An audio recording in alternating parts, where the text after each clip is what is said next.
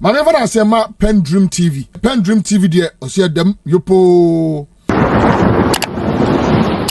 Honorable Dafeamekpo has also come out angrily describing the AG, that's the Attorney General, of being excessive talkative. He also warned him to talk law and stop the politics. Without much ado, I would like you to join me listening to what he said into detail. But before you go, I would like you to subscribe to the channel, hit the notification bell, like and also share to other members to watch as well. You can also share your comment with us on our comment section or send your suggestion through our WhatsApp number, which is 0277 128 777. Thank you. Dennis, we're rounding up on this matter. Yes, Alfred, you see, for me, all the arguments that are being made by the lawyers, they are fair. Some of them are their opinions, some of them are their own principles, they stand by, they are fair. But you see, where I think we should bring the issue is that specificity. The Speaker of Parliament, I mean, all the PR that my friend, Dr. Justice is trying to do for the Speaker, it won't wash. The Speaker, when he was speaking, this is what he said. Why? By you? By the man is not. Just are you complaining? Why? No. Is he complaining? You are not inviting him into the conversation. Yeah. So what is Honorable Dafeamekpo's problem? You make your point. I said he's doing PR. That's what he's doing. He's doing PR. Why? What's your problem? But is there any problem with he doing PR for the Speaker? I'm not even dwelling on this. So let me make a point. So this is what the Speaker said. Honorable members, I also bring to your attention the receipt of a process from the court titled Dafeamekpo versus the Speaker of Parliament and the Attorney General. Then he quoted the suit number, which process was served on the 19th of March 2024. That is fair, which is actually true. Then he says, and an injunction motion on notice. An injunction motion on notice. An injunction motion on notice. How do you understand that? Oh, wait, don't worry. It's not about how I understand it. Seeking to restrain the Speaker from proceeding with the vetting and approval of the names of the persons submitted by His Excellency the President until the provisions of the Constitution are satisfied. Honorable members, in the light of this process, the House is unable to continue to consider the nomination of His Excellency the President in the spirit of upholding the rule of law until after the determination of the application for the interlocutory injunction by the Supreme Court. Now, follow me. Okay. No, follow me. Don't. Follow me. I'm mindful of that. Yes, that my time is on you. And then the next morning, somebody goes to court. The Attorney General, he says, please cause a search to be conducted in the registry and endorse your findings here too. One, and we are educated, we are all learning whether or not a statement of case in support of the plaintiff's writ has to date been filed in accordance with the Supreme Court rules. Then the answer from the registry was, only the writ has been filed. Only the writ has been filed, which is not in doubt, because that writ, as at the time the Speaker was speaking, had actually been served on him. So that's no problem. Then there's a second point. The second question to the registry of the Supreme Court was whether or not an application for interlocutory injunction. Remember, the Speaker had referred to this a night before, that there is an application for interlocutory injunction, which he thinks that we must wait for the determination of that application. Has been filed by the plaintiff, and if so, when was it filed? Then the Supreme Court says no such application for interlocutory injunction had been filed. Then the final question, whether or not the application for interlocutory injunction has been served on any of the parties to this suit, and if so, when? Don't forget, the Speaker had said was on notice. The Supreme Court says no. Then the next morning, that same morning when this search report had been done, Honorable Dafeamekpo, actually now goes to file his application that next day. So if there is anybody playing politics, then my friend Justice Dafeamekpo is wrong. It's not the Attorney General. If there's anybody playing politics, it is the Speaker of Parliament who had left the country, funded by the states, left the country and had no intention to come back, had actually left Parliament to be steered by the deputy speakers, but decided that because there has been a letter written by the secretary to the president to parliament, which he disagreed with, he decided to fly back into the country, spend 8 hours to take this decision based on information that the court don't have, but he has as a speaker, and makes an emphatic statement. That is the point we are making. Okay. I agree with Justice Esai. Honestly, I'm not a lawyer, but I think that really on case-by-case basis, there are certain things that if there are not restrictions or restraint, maybe after the determination of the case, it could affect me. I'm not a lawyer, but I agree with that. And even that is by case basis. Well, certain times it doesn't matter. Thank you. The outcome, please let me land. Just 30 seconds. The outcome won't matter.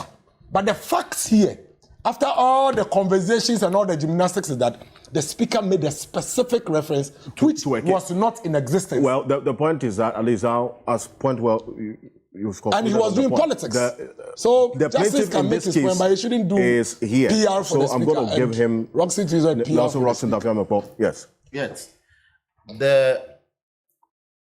Is Denis aware that when the president went to meet the diplomatic community and spoke about this, please, and made a reference to a case that has been filed in the court, actually there was no case. Is he aware? Was under Today he's pained by a mere omission on the part of a speaker. Oh, so he's on a mission. Yes. Yeah, we are good. That's no, fine. we are not good. Oh, but he's on a mission. You spend time to denigrate the speaker. Isn't the president sponsored by the state? Gentlemen, hold on. When you were speaking, I kept quiet. Hold on. So I'll urge you to keep quiet and listen to me in pain. Counsel. What I would listen to me in pain. What I would also do is that don't invite him. Yes, if you invite me, I'll come in. Now, the president of this republic spent our money to go and meet the diplomatic corps and lie to them that a writ has been filed in court when there was no writ, and based on that, he was going to stay his hand in appending his assent to a bill, in which case, in any case, that bill was yet to be brought before him. So he was speaking to matters that had not even gotten to court. You are not pained by that. You are not scandalized by that. You are scandalized by a speaker who has returned from an official trip to adjourn the House. The House was officially due to be adjourned on Wednesday, the 20th of March. So speaker didn't just fly to Ghana to make this announcement and flew back. Okay. That is a very scandalous matter to say. Two, the Attorney General, today, he has forgotten his civil procedure. He's forgotten that when I file a writ, I am permitted within the rules of court to file my statement of case within 14 days. He's forgotten that. I made reference He's to that. forgotten his law. So he goes to a court to conduct a search whether or not I have filed my statement of case in addition to the writ. And the court registrar told him that no. So my Attorney General, my learned honorable Attorney General, should calm down. You should talk laws more. You should stop talking politics. It's too much. It's harming, damaging his reputation. 3, the Attorney General says what? He attacks my person in a very garrulous manner. What's the meaning of that? What's the meaning? In a very garrulous manner. Meaning? He's talking chappy all over the place. And he's attacking your person. Of course. When we say somebody's garrulous, the person talks with no substance. Which language? That's garrulous. That's English. Look it up. Thank you. That's English. Move on. Yes. And attacks my person and says that I go to court, there's no substance in the matter. Is it the court? He has constituted himself into a court and making pronouncements in a matter that is a party. I am saying that he's lost sight of the fact that the communication to Parliament came in one single document.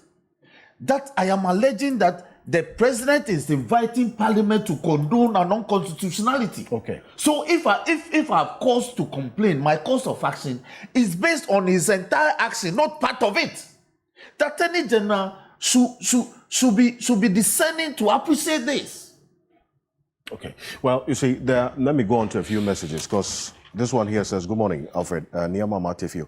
If Martin Pebo says the decision of the president to stay off his hands on the anti-gay bill because of a court order is right. Please, I need sincere answers on this. Why didn't the president stay his hands off on the e-levy bill when the same was sent to court by the minority? Let me even add the e-levy bill.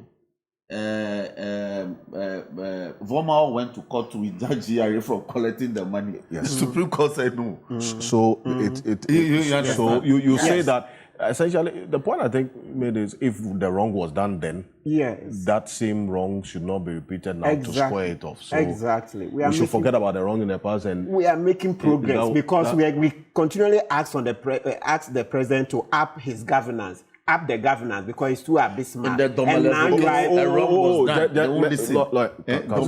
and now citizens are. Then you see how we're doing double standards. But here today, citizens are asking him to go back to bad governance. Then what are we doing? So 2 steps forward, then 4 steps backwards. Okay. No, that's done. All right. Let's move forward. Okay, thank you. Let me go on to the next matter. Gentlemen. Let me go on to the next matter. This one here says that, I am still surprised. This one is from Papa Bisu from Accra. It says, I'm so surprised seeing or hearing people defending this matter. When I remember the way the president ordered for the demolition of those 21 judges' houses, you say, it goes on and on. Talk about reckless governance. Also, Dr. Nyaho Tamaklo, good morning. Thank you very much for your message, and it's actually also commending the conversation this morning as well. I do appreciate your message. Thank you very much for the message. And God bless him. You know, he predicted. Yes. He told us that bad governance and the Kufuor so Dr. Nyaho Tamaklo, God bless you. Except that we didn't hear you loud enough. Okay, this one here says Prince Henry. Prince Henry from Kufuor says, I am still scandalized and amazed at President Kufuor for trying to run away from his own shadow. The Speaker of Parliament shouldn't... Gentlemen, your microphones are active. The Speaker of Parliament shouldn't allow any bill to be passed until Nanado is ready to receive the anti-LGBTQ plus bill and pen his signature to it. Thank you, Prince Henry from Kufuor. This one here from Dr. Kwame Asante says the law is even clearer in English than in procedure this morning, as explained by your lawyers and panelists this morning. Thank you for the program and the conversation this morning. It has enlightened us all on what is going on. Kudos to your lawyers this morning. Thank you. This one here says that I am sure Denis Miracles Abuaje has been also enlightened this morning. I think that's just one part of your...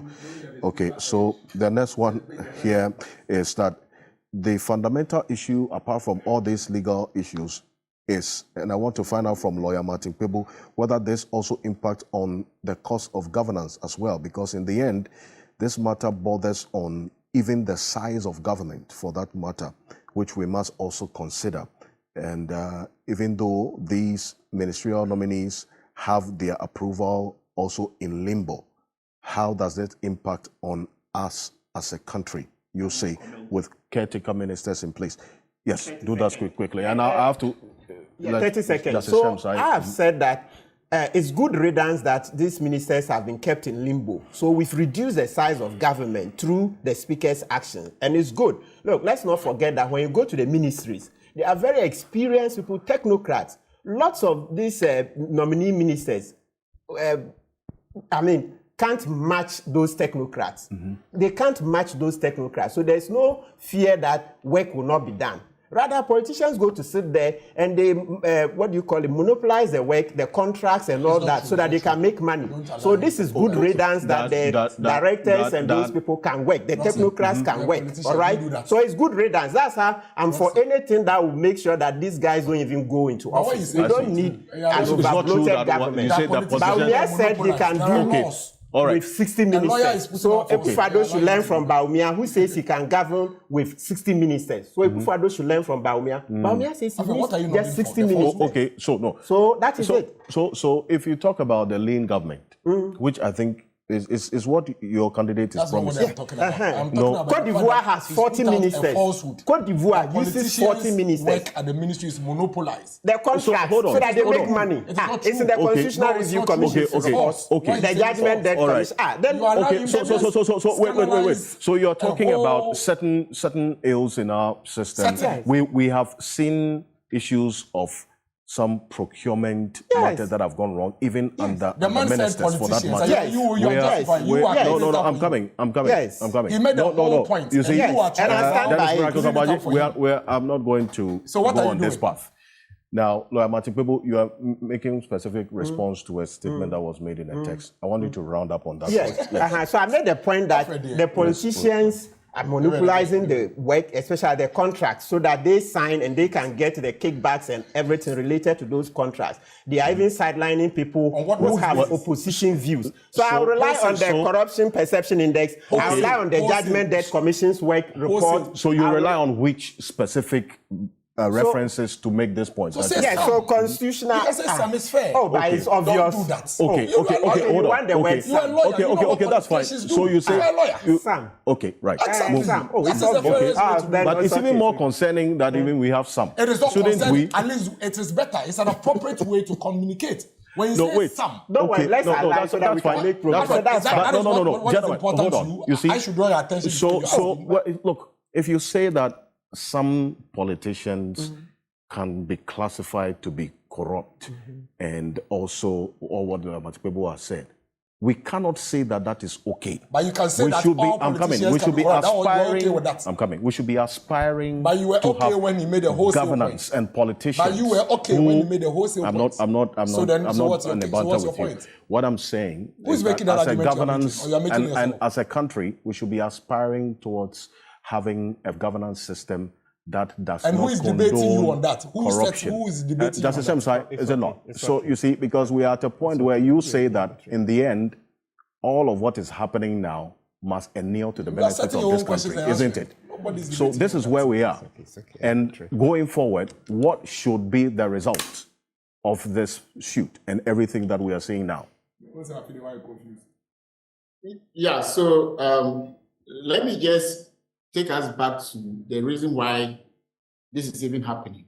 You know, this issue of this, the president's position on private member bill has been, he's been on this since last year, right?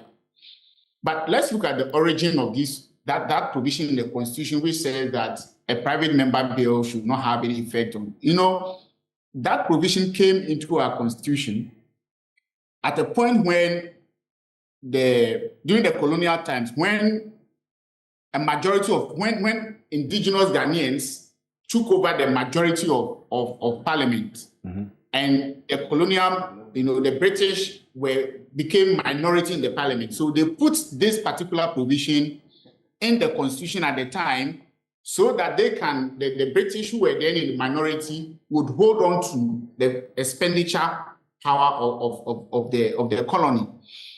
I am particularly surprised that we have kept that provision in the Constitution up to this point, because it serves actually no useful purpose, right? It serves no useful purpose. If a private member proposes a bill, the bill still goes through all the checks that the president bills go through. So the impression that when a private member proposes it, then it means that it is taking power away from the president. It is neither here nor there. There's actually no substance in the provision, except to frustrate the representative of the people from passing laws that they think will be in the benefit of the public.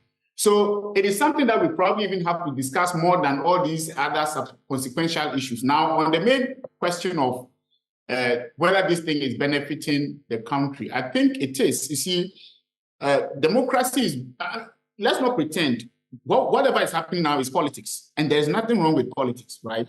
We lawyers try to, find a way to explain what is happening in terms of law, but the relationship between the executive and the legislature, the tension between them is purely politics. And that is why anyone who understands constitutional law knows that constitutional law has a legal aspect and also the political aspect. It's not everything which happens in governance that you can subject to judicial, review. Some of the things will just be resolved by politics in themselves. So this is a point we are in our country's, journey to greatness, where we are experiencing, I think for the first time, we are experiencing this kind of tension. And I think it's a good thing in the sense that it helps us to delineate the power positions and the lines that we need to have in mind when we are governing the country. It is part of the checks and balances, aspect of governance. And there's nothing wrong with it, except that when we lawyers enter into some of these discussions, we try to hijack everything and make it look like we are speaking law and the other person is speaking politics, just as the Attorney General has been trying to say. But the truth of the matter is that it is all politics, and it's good politics. With time, with this, we will definitely come to a point where we will know that when someone is performing a constitutional command, you can file a case in court and the person has to stop, or whether you file a case in court or not, the person can carry on, their business. So generally, I will agree with the school of thought that this is good politics. And also the issue about one that Dr. Kwame Asante, who sent out a message, raised about the governance cost in all of this as well. So that if we're talking about having some reduction or the lean governance structure, then we should also be taking advantage of this so as to ensure that we at least save the nation some money. I mean, at this time, and talking about the outcome of everything that's happening now, should that be one of the considerations? Yeah, it should. I mean, the cost on governance must always be consideration. So I agree that we should consider that. But what I'm doubtful of is the question whether this is saving us money or is costing us.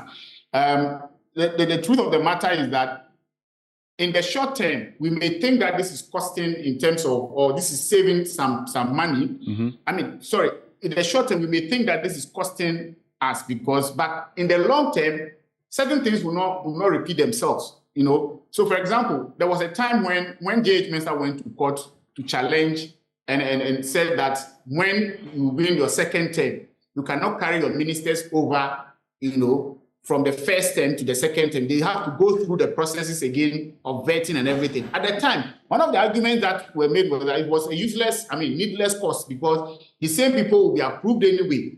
But over time, looking back, I think most people will agree that impasse between the parliament and then the executive at the time had saved us a lot of money because now ministers are aware that you cannot be in office for 8 years, even if the president is your friend. You need to behave in a way that when you want to continue to be in office, you have to please the generality of the people so that they can vet you again and again. So today, we may think that this is frustrating, this is causing a lot of tension, and this is, and I don't think that this has anything to do really with the LGBT issue, really.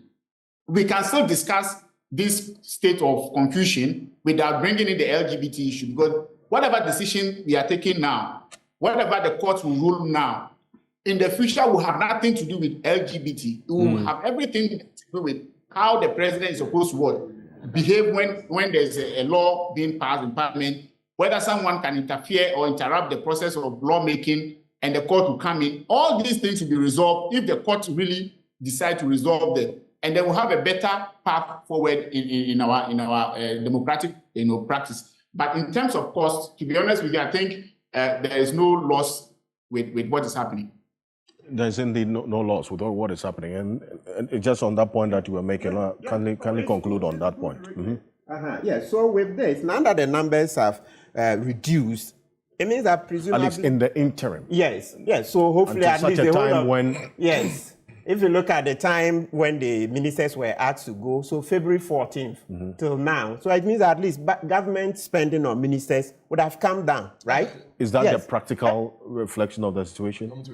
Is that the practical? Actually, yes. No. Okay. They are still being paid. Yes. Actually, no. Because why? Give me an example. Mention one minister's name who probably is going through this. Mention one. I mean, some of the ministers that have So been, Mesa is going to tourism. So let me use Mesa. It's not saving us anything because whatever Mesa was taking when he was deputy energy minister, he's still taking as a member of parliament. We have constantly made the point that not a single cost. So, but I think that the issue is about some of the ministers that have been removed. But you just mentioned Mesa. I'm telling you that there is no cost saving. There is not. Okay, how about the last? There is not. There isn't. Ambrose Derry. Where's the savings? Let me tell you specific. He's still in parliament. Let me show you. He's still in parliament. Oh, it was my question. Okay. I have no. He asked me a question. So you said there's no is cost. still in parliament. Ambrose Derry, whatever Ambrose Derry was receiving as interior minister, that's exactly what he's still receiving as a member of. Now let me answer, please. Let me come. As a minister, let me tell you, ministers receive entertainment allowance. Hold on.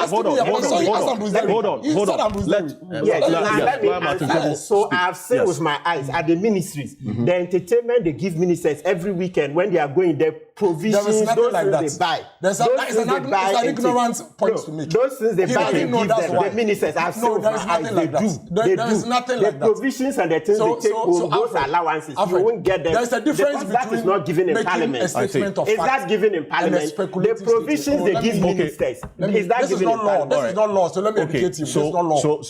I am telling you that as a matter of fact, that is some of the ignorant speculations. So it is not. Are you saying that there is no cost saving element because as is happening now? No, there isn't. Because you see, today, whatever. Oh, let me. Okay, it's not true. Ministers are given provisions. Okay, so mention one ministry that is spending in parliament today. I mean, I want to go to specificity, so I don't deal with speculations. Mention one ministry, and let's analyze that you think that as a result of this stalemate is saving us money. Bring it, one. There is none. As a matter of fact. Are you saying that the speculations and the politics are different, but there is none. Mention one. Members of parliament who were ministers, who have been replaced as ministers and not reassigned. Yes. There is why no is mention the ministry here? Mention the thing is here, the figures are there. No. Asanso is working. Asanso is a minister. Yes. Asanso he was already a minister under Works and Housing. He is at Roads. Amakwata is a member of parliament. Whatever Amakwata was earning as a roads minister, that's exactly what he's still earning. There's that we mentioned what? Okay. Is this not? I am telling you that it is not. It is not. So you are. It is not. The council. Now, Dennis, don't make simplistic argument on this matter. No, make your point. Yes. Make your point. Don't worry.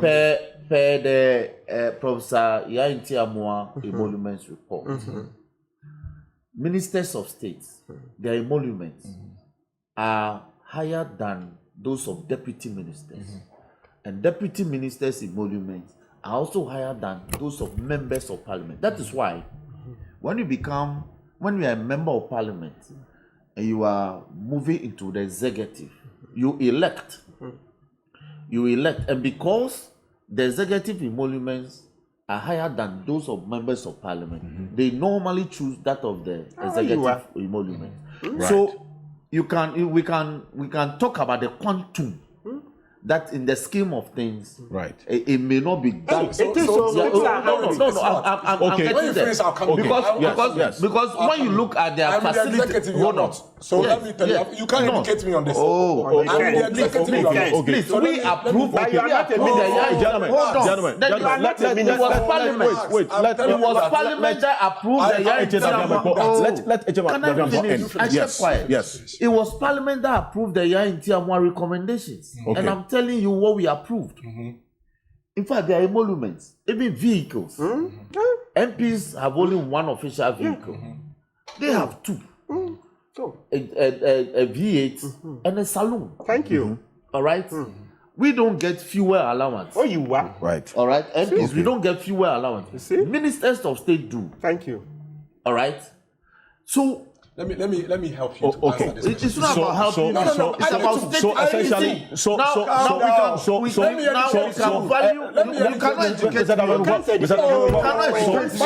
It's condescending. What you are saying, here's a specific question. Yes. You are saying that you are saying that by creating this stalemate, there's a savings. Yes. And I'm telling you there's none.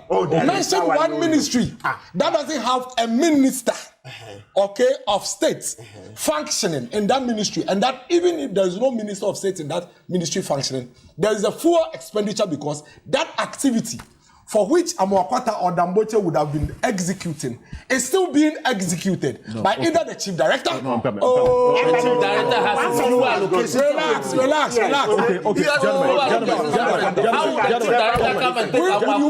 You are interrupting me with the falsehood. I don't want me to interrupt you. You are interrupting me with the falsehood. You spoke about cost savings, and I'm telling you that it's caretaker for health. Eslosu is caretaker for health. So are you saying that Eslosu, apart from taking from communication, comes to take everything?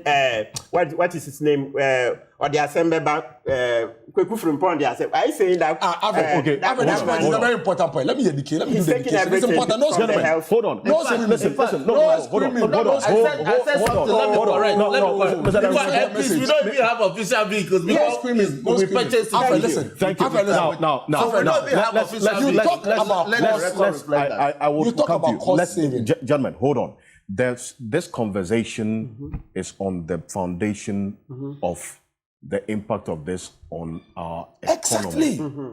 Now, what I want to find out from you, Dennis, is that why do you say that regardless of these allowances attached to the ministerial positions, there is still no cost savings in this situation where these ministers have their approvals delayed for some time?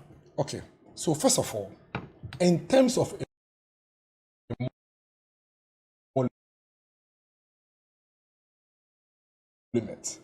it is almost non-existent as a member of parliament, as a minister. It's not even taking even up to 2,000 Ghana cedis, okay? In addition to whatever is taken as a member of parliament. So that significance is important. Right. So in terms of emolument. Now, what they keep referring to is the functional, the functions that the minister would be playing, for which reason he has to move from Accra to go to Ho to go and perform a ministerial function, which will come with maybe a fuel and a vehicle.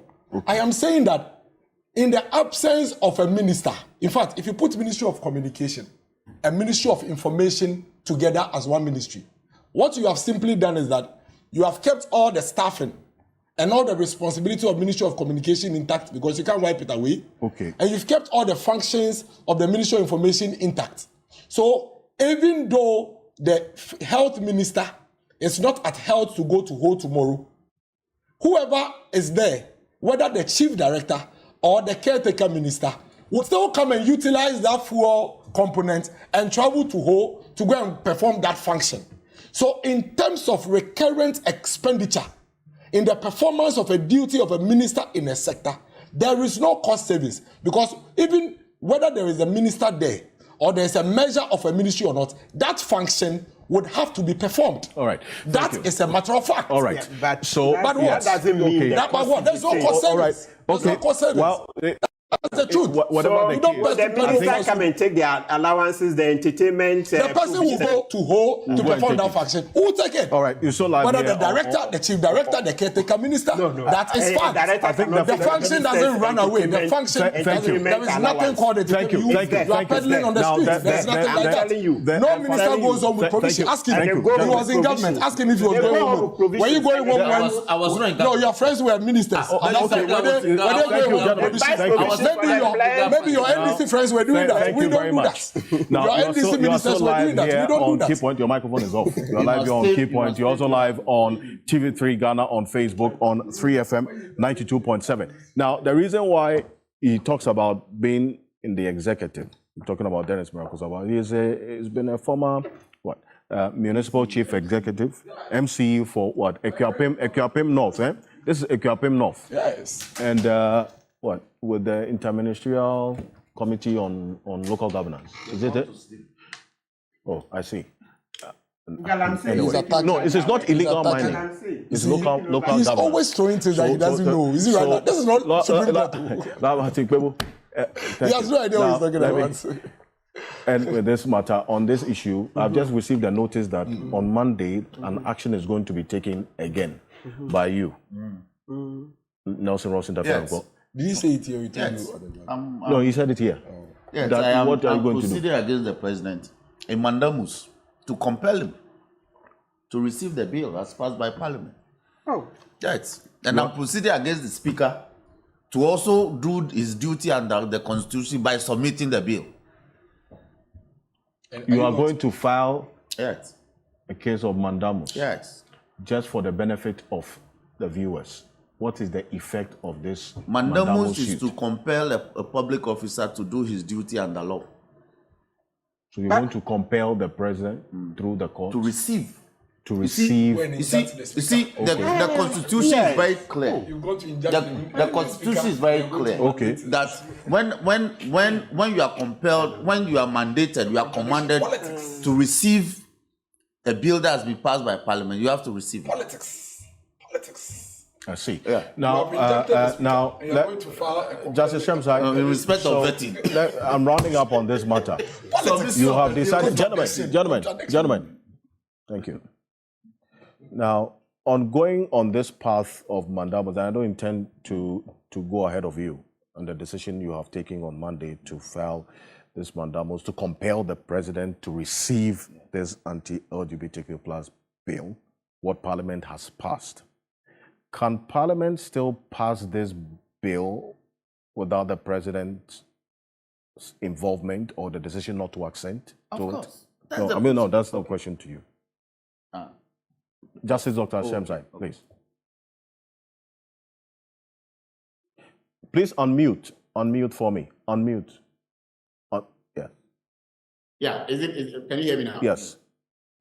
Yeah, so you see, there's a rule which the requirement is that when Parliament passes the bill, and they should forward it to the president to give his assent. And the president has a time limit within which to exercise the power to veto. The question we always have to ask ourselves is, why would the framers of the Constitution give him a time frame or a timeline?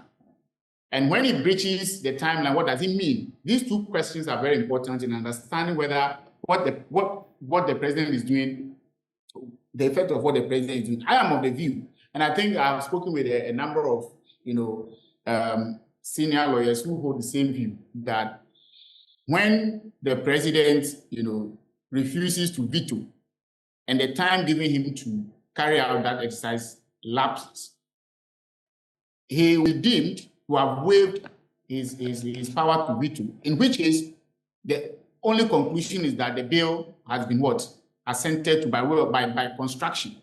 So, and I believe in that view.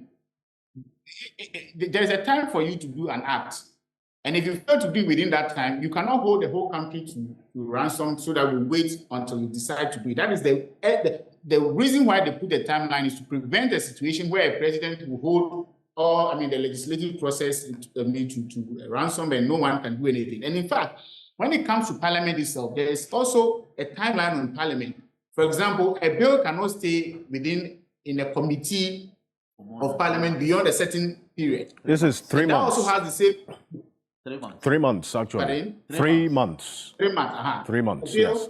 Exactly. So, and there's a long history for these timelines. We didn't used to have these timelines in the Constitution, but there was a time in our history where these committees were used as a way of frustrating legislative process, where bills will go to a certain office holder and they will use the delay to frustrate it. So, making provision for this timeline is to prevent exactly what the president is doing. So the consequence, the natural consequence of his failure to act within the time frame is that he has waived his right to veto, in which case I think that anyone should go to court to compel the bill to be gazetted as if it was really assented to.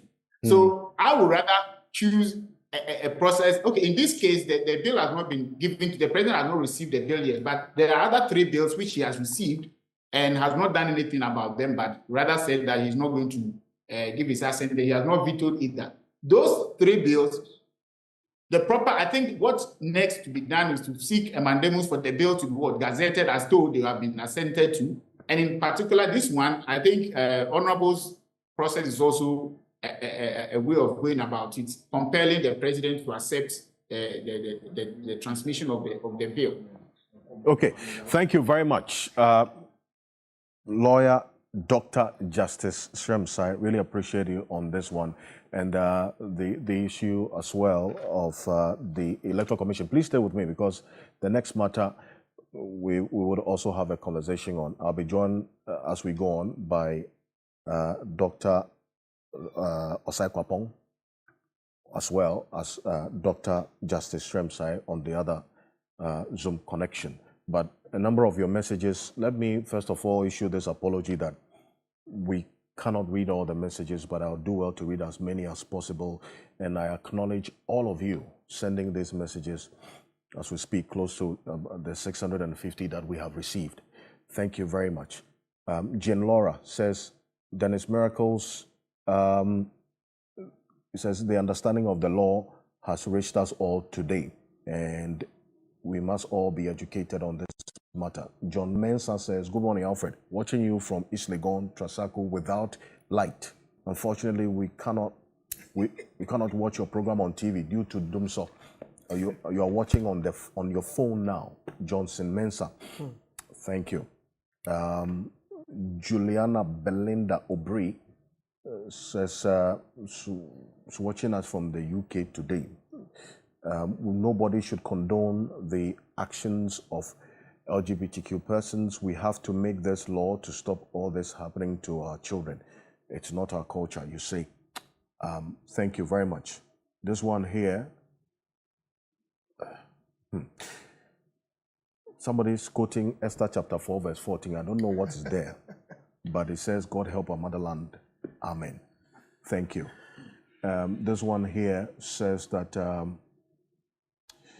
putting our natural resources like gold, diamond, bauxite, etc. aside, the current speaker, Bagbin, is a natural resource we have to protect very well. And this one here also says that, good morning, Alfred and team. Dauda Idrisu. Please, we are still waiting for an upload of last week's program. You promised to... Oh, yes. In fact, we have uploaded last week's program on YouTube. So please make some time and check it because we couldn't stream it as a result of the internet issues. So please check YouTube. You would see the full complement of last week's program uploaded there as well. Kakre Sama, lawyer Kakre Sama says, before I became a lawyer, I seriously thought you were right when you pleaded to an offense, that you were guilty with an explanation. In court, you are either guilty or not guilty. There is no middle way whatsoever. It seems to me that there are persons in Ghana who think that in the case of the LGBT issue, you can say you hate it and at the same time raise enough objections to render the position of those who oppose the practice as useless. This is one that has to be checked. You say, good morning, sir. Good morning to you too. And this one here also says that we must all be on the same page and hear those who have also raised concerns about this bill. As Denis Miracles Abaji has indicated, we will all have our day in court. You say, this is coming from Obrimpong Kaba. Thank you very much for the messages. Now, I'll take for this quick break because we're going to the matter of the Electoral Commission. A number of things happened this week. I think that all the stakeholders in the electoral space, including ourselves, have matters to also consider. Both the NPP and the NDC have had a voice on these BVDs that have not been returned to the chest of the Electoral Commission, and one which must be of concern to all of us. Thank you for staying tuned. PENDREAM TV really appreciate your time. Please, if today being your first time here, please don't forget to subscribe to the channel, hit the notification bell for more updates, like and also share to other members to watch as well. Thank you. Denis I'm not PENDREAM TV. Now, so far so good. Say open online portal e Ghana. Nipa share, nipa follow, nipa comment here. To my best of knowledge, without any biases, PENDREAM TV.